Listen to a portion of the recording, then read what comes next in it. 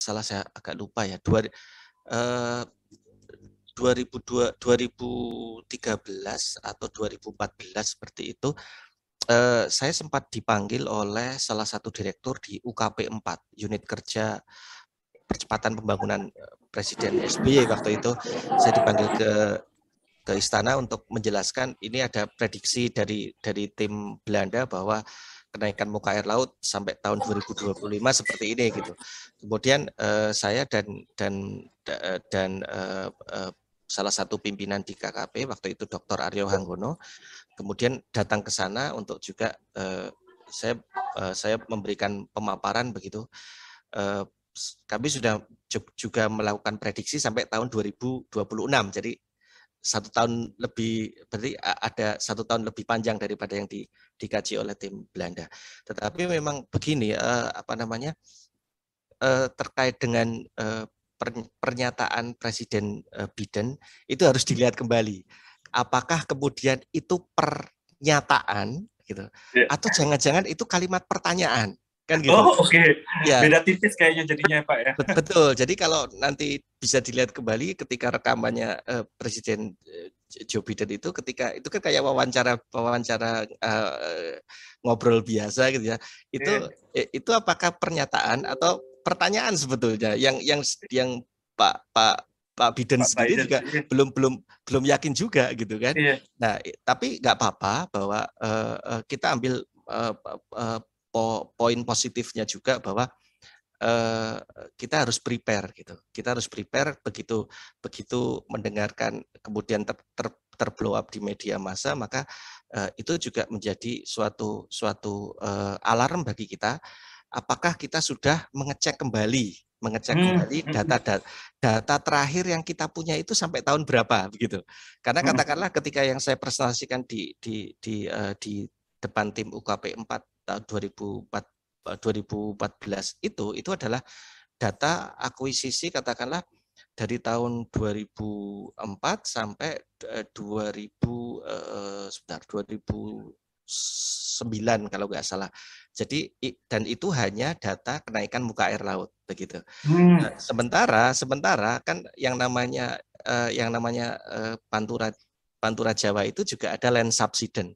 Lah land subsidence itu tanahnya yang turun itu tidak merata juga di sepanjang pesisir Jakarta kan, gitu. Hanya aja di beberapa tempat. Nah, tetapi itu data terakhir itu dari kapan sampai kapan. Jadi itu suatu alarm juga menyadarkan kita bahwa sebetulnya kita sudah punya data-datanya terupdate nggak sih gitu loh.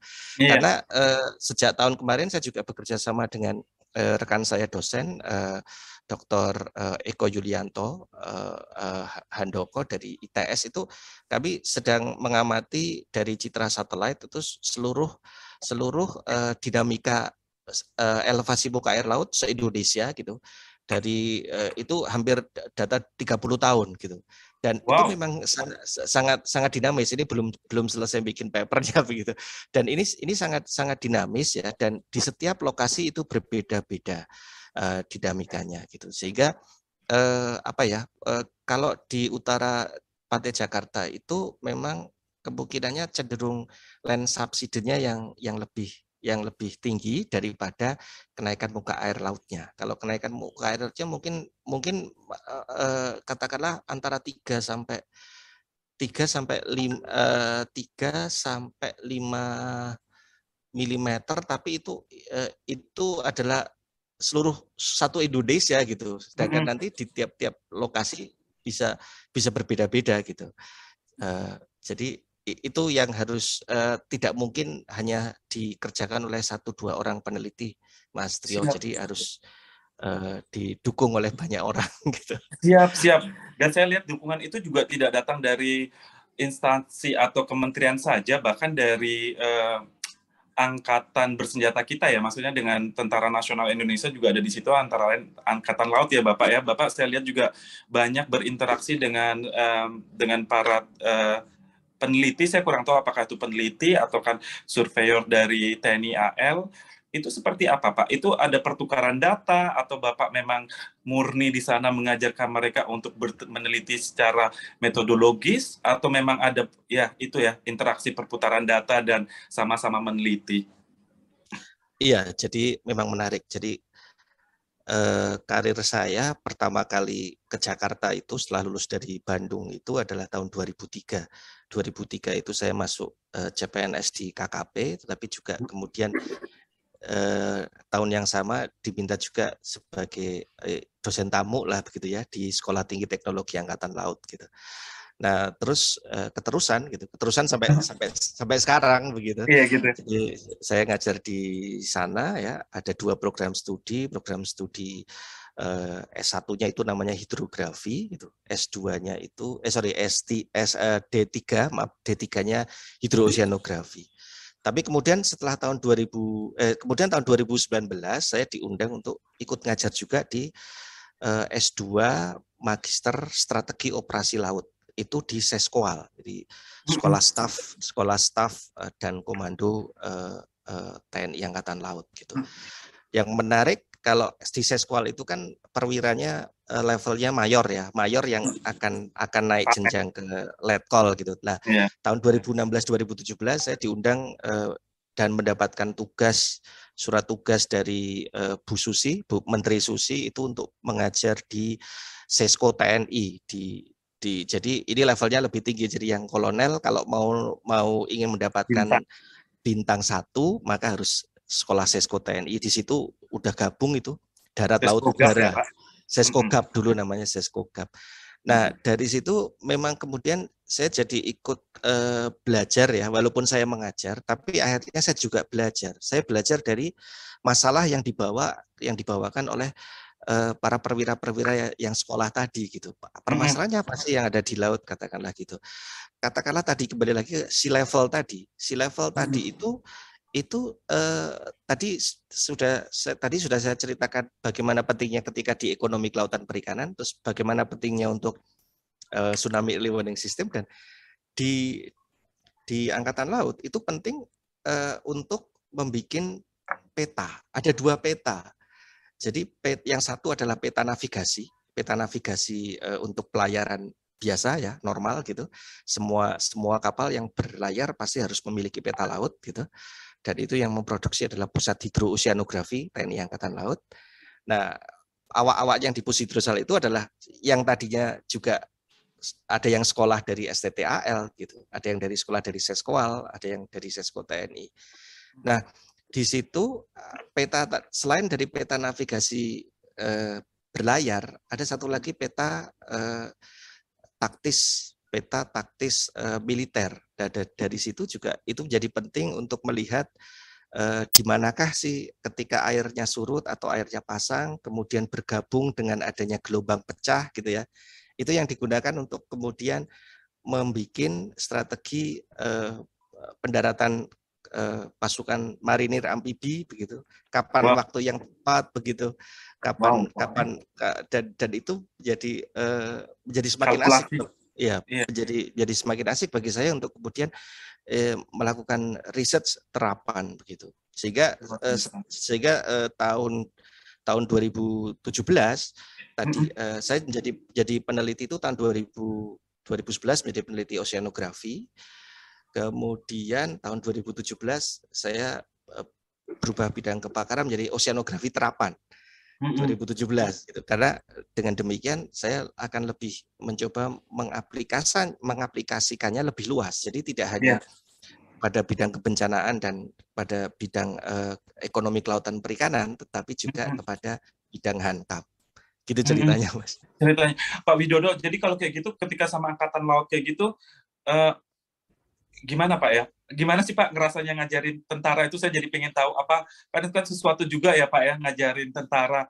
Apakah mereka memang saklek gitu Pak ya? Kalau bertanya langsung pendek cepat karena kan mereka orang lapangan gitu ya. Apakah mereka juga mau mendengarkan terus mau belajar juga secara metodologi? Adakah kenangan-kenangan khusus yang membuat Bapak berbeda nih ngajarin sama orang institut biasa sama orang angkatan gitu? Ya buat Bapak menjadi pengalaman menarik juga ini. Mungkin ini ada barusan datang, mungkin jangan lupa untuk di-mute dulu. Iya, jadi menarik memang. Jadi kalau untuk urusan tentara ya, pengajaran. Jadi memang agak beda ketika katakanlah saya mengajar mahasiswa yang di Undip, di ITB, di Iya. Unsri, di Unpad gitu ya, di ITS itu agak berbeda. Jadi kita harus paham background psikologinya dulu begitu. Iya, benar-benar. Kalau misalnya di ketentaraan maka kita memang harus betul-betul step by step gitu ya, step by step ya.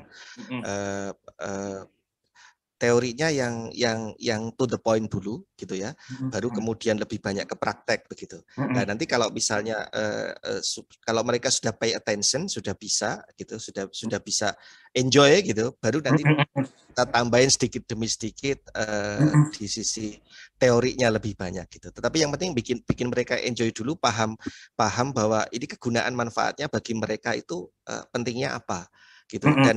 Dan enaknya adalah kalau dengan para perwira siswa TNI itu mereka kalau saya berikan tugas siap, pasti siap dan Siap dan ya siap dan tepat waktu dan ya saya di sini lebih ya teratur. apa namanya mengadopsi cara Eropa bahwa yang dilihat adalah proses, jadi bukan hasil akhir gitu.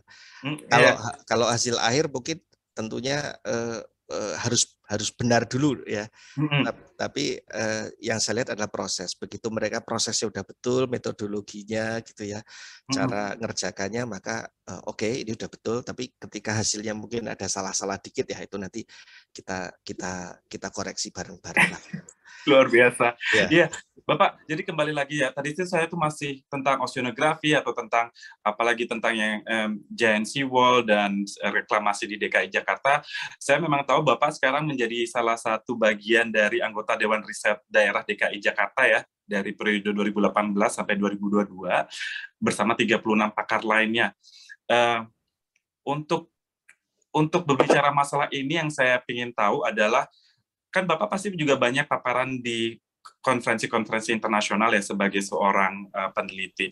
Sebenarnya apa sih yang kalau ketika Bapak lagi dalam forum global, forum internasional, apa sih yang menjadi concern dari orang-orang asing? Karena buat saya seorang Joe Biden, seorang pemimpin negara adidaya, negara adikuasa, berceletuk entah itu pertanyaan atau pernyataan untuk mengatakan Jakarta akan tergenang air atau tenggelam, berarti kan Indonesia sesuatu banget ya, apalagi Jakarta kok sampai segitu pedulinya.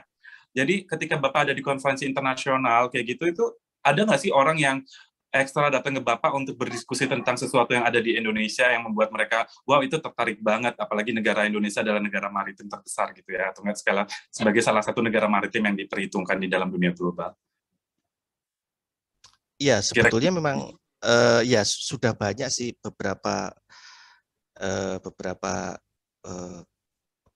peneliti asing begitu ya, atau wartawan asing yang kemudian ingin berdiskusi dengan kami gitu ya, terkait misalnya tadi tentang isu Jakarta gitu ya, terutama katakanlah tadi tentang penurunan muka tanah atau banjir Jakarta begitu, kemudian adanya ibu kota baru memang menjadi rame begitu.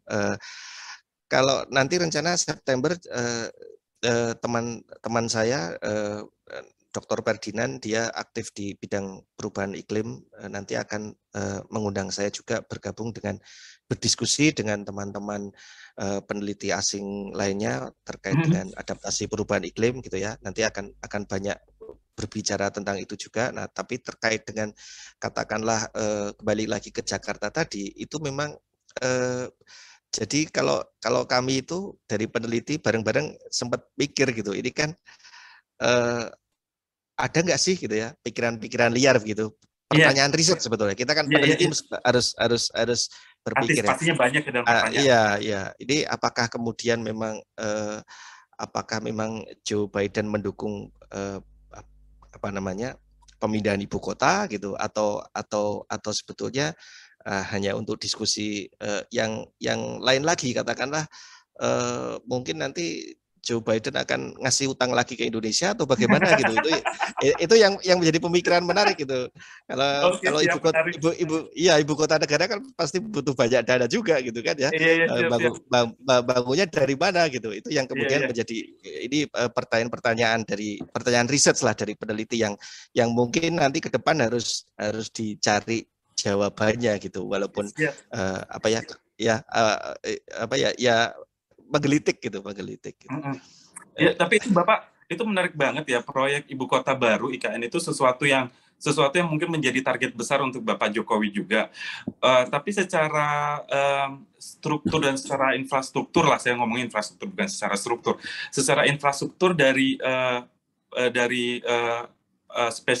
spesialisasi Bapak, apakah ada sesuatu yang memang harus disampaikan kepada tim kerja mungkin di Bappenas yang sekarang lagi bikin blueprint-nya atau sekarang lagi menggodok ini gimana nanti kementerian masing-masing mengimplementasikan, adakah dari KKP atau dari bagian Bapak yang harus disarankan juga ini harus diperhitungkan sebelum kita berpindah dari Jakarta ke Kalimantan? Itu apa, Pak?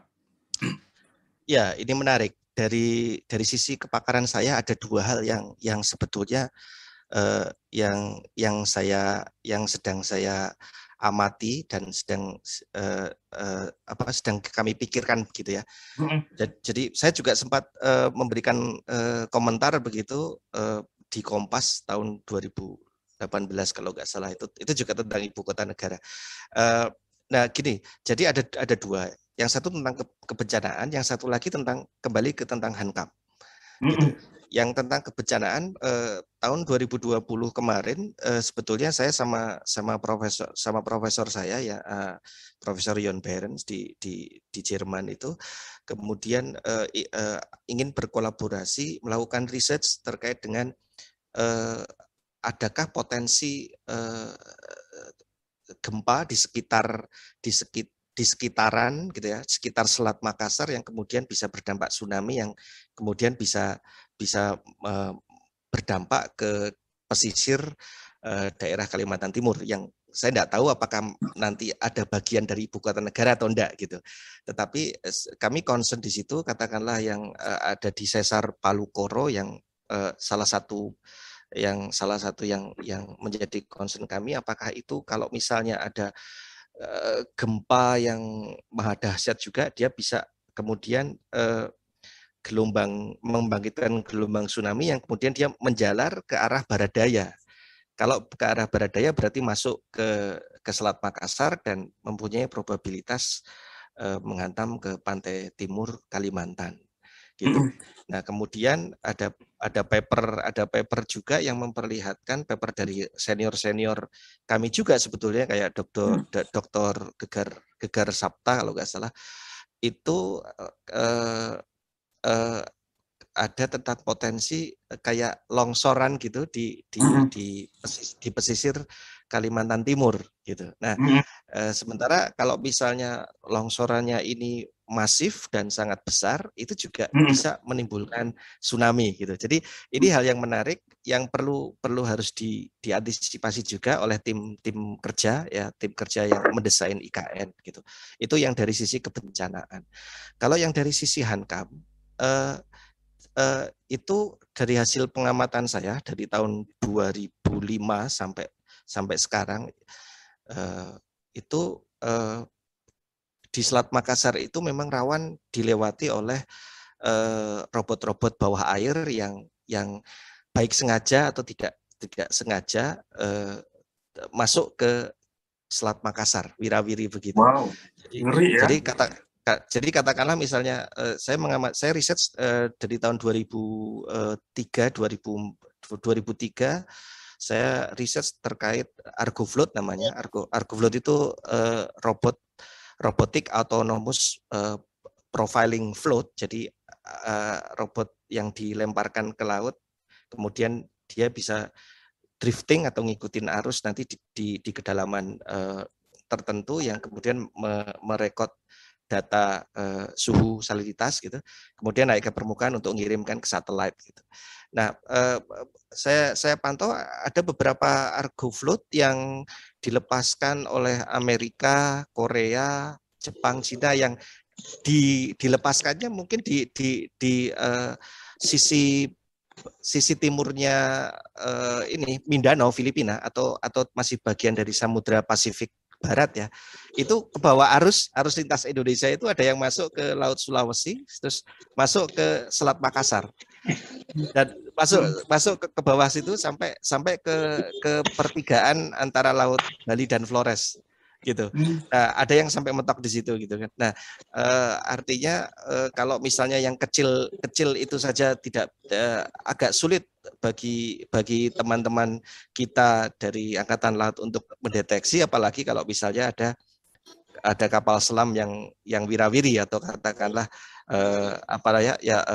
robot bawah air yang sudah dikontrol gitu ya, kayak beberapa waktu yang lalu tahun 2020 atau 2019 ya, 2020 ya, yang kemudian Pak menjadi heboh ya.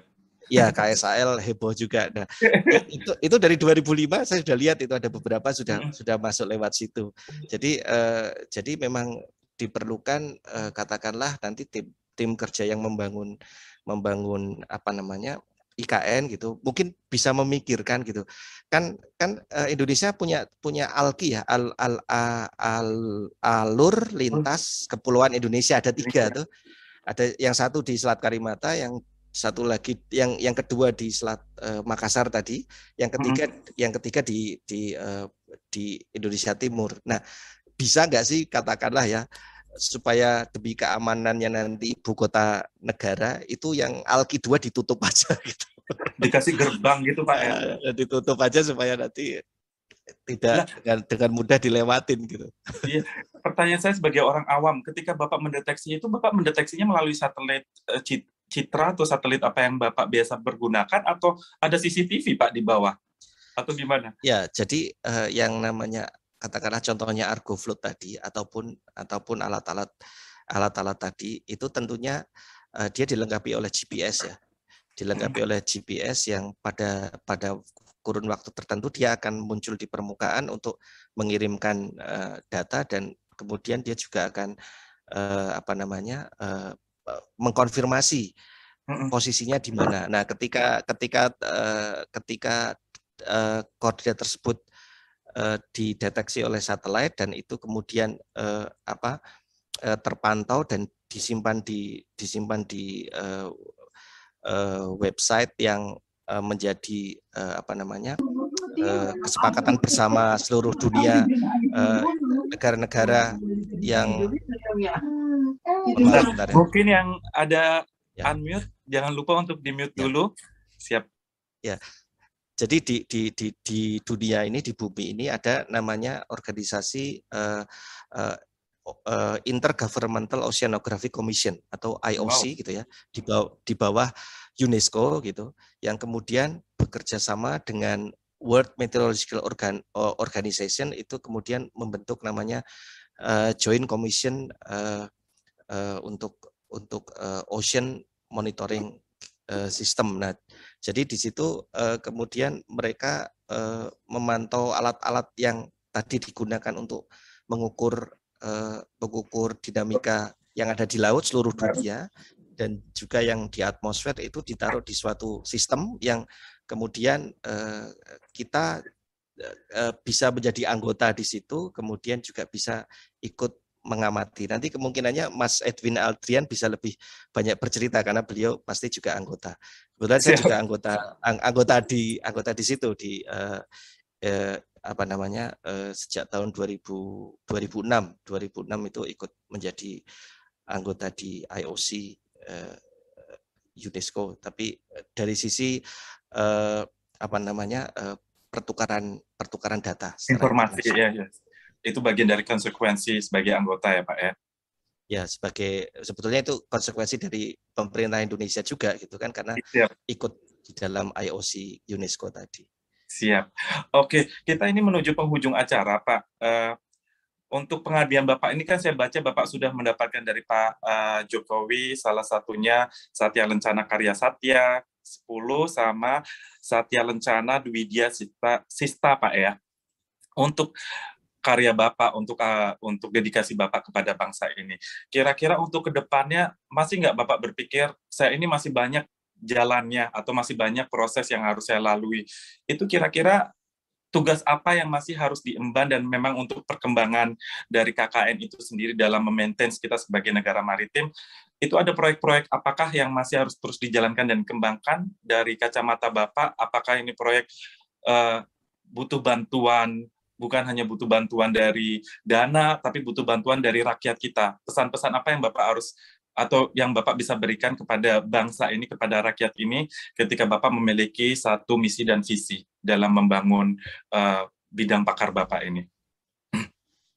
Ya, ya dari kedua penghargaan tersebut sebetulnya pasti katakanlah semua pegawai negeri pasti nanti juga pasti dapat lah ya. Dapat ya. Satya Lancana Karya Satya itu ya. Karena saya masih junior ya, baru 10 tahun katakanlah mengabdi, maka diberikan itu. Kalau Satya Lancana Dwidya Sista mungkin juga belum tentu semua PNS bisa dapat, karena itu sebetulnya adalah penghargaan kepada yang dianggap sebagai guru atau instruktur yang telah memajukan pengembangan sumber daya manusia di lingkungan TNI gitu. Nah, dari kedua situ sebetulnya saya yang ingin ke depan ya tetap akan lakukan adalah Indonesia sebagai negara maritim ini perlu untuk membangun bidang sektor maritim, kelautan, dan perikanan itu secara berkelanjutan. Nah, secara berkelanjutan itu ada 3 pilar utama. Yang pertama itu adalah pilarnya ekonomi gitu ya. Tentu semua pembangunan mengarahkan ekonomi, semua masyarakat Indonesia harus bisa sejahtera gitu ya. Nah, kemudian pilar yang kedua adalah lingkungan. Nah, di lingkungan ini yang kemudian akan menjadi faktor yang kadang mungkin agak lupa gitu, agak ditinggalkan kadang-kadang ya. Jadi yang ketiga adalah sosial. Nah, 3 tadi, ekonomi, lingkungan, sosial, itu syaratnya untuk suatu pembangunan berkelanjutan itu betul-betul berlanjut. Kalau hanya dimenangkan satu pilar saja, itu namanya tidak akan berlanjut. Katakanlah lingkungan gitu ya. Kadang ada jadi kayak cinta segitiga antara ekonomi, lingkungan sama sosial gitu. Jadi ini mau yang mana duluan diperoleh, katakanlah misalnya ada pencemaran lingkungan yang diakibatkan oleh suatu proyek tertentu gitu kan ya. Nah, itu kan juga akan memberikan tidak hanya dampak lingkungan tetapi juga dampak sosialnya juga kepada masyarakat.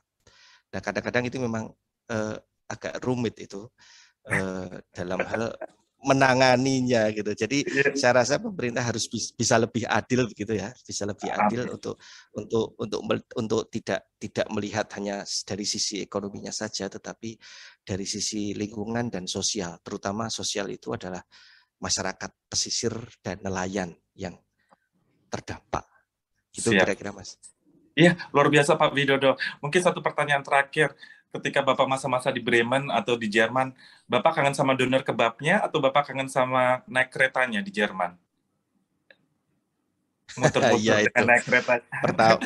Pertama doner kebab ya. Yang kedua pretzel. Oh, pretzel ya Pak. Waduh, iya. Bapak berarti suka yang asin-asin ya. Yang Oke, luar biasa. Oke. Iya. Kita sudah di penghujung acara, Pak Widodo. Saya luar biasa terima kasih atas ilmu yang Bapak berikan kepada kami pada malam hari ini. Semoga bisa menjadi faedah. Dan buat Bapak sendiri, doa saya dan doa alumni Jerman lainnya dalam komunitas kami, mendoakan supaya Bapak terus sukses dalam membangun misi dan visi KKN dan misi dan visi Bapak pribadi sendiri. Jangan terus patah semangat, terus berkarya Pak ya demi bangsa dan negara ini. Sukses selalu kepada Bapak. Dan oke, sementara dari saya ini dulu. Terima kasih banyak Bapak karena ini sang moderator sudah nyuel-nyuel saya. Mas Trio, ini sudah ada yang antri. Terima kasih banyak Bapak. Oke, sehat selalu Bapak ya. Terima kasih Mas Trio. Oke, mari. Ya, terima kasih. Silakan Mbak Yanti, Tayanti. Saya Ya, Abdi. baik. Terima kasih Pak Widodo dan Kang Trio. Ya, saya tadi mohon maaf saya sering nyolek, tapi ya karena kita malam ini masih panjang, masih ada 2 pembicara lagi yang tentunya sangat menarik. Begitu juga tadi kita sudah dengarkan Pak Widodo dengan sangat mencerahkan bagaimana kerjasama berbagai pihak dibutuhkan untuk penanganan tsunami, juga mengenai ancaman atau pernyataan atau pertanyaan mengenai tenggelamnya ibu kota Jakarta, dan juga terakhir bagaimana kita seharusnya membangun kemaritiman secara berkelanjutan dengan 3 pilar, yaitu ekonomi, lingkungan, dan sosial yang harus terus-menerus diseimbangkan.